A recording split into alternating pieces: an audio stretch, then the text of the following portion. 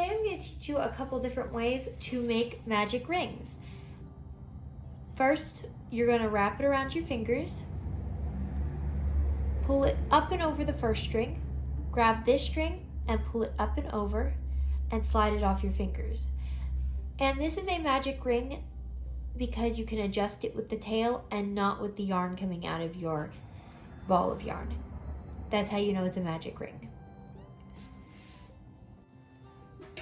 The second way to do it is you're going to wrap it around your fingers, grab that first loop, pull it through, go into that loop, pull that one through. You're going to take it off your fingers,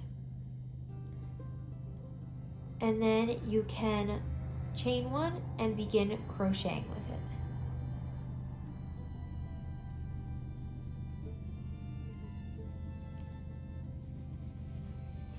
I hope you enjoyed this tutorial, and I will see you next time.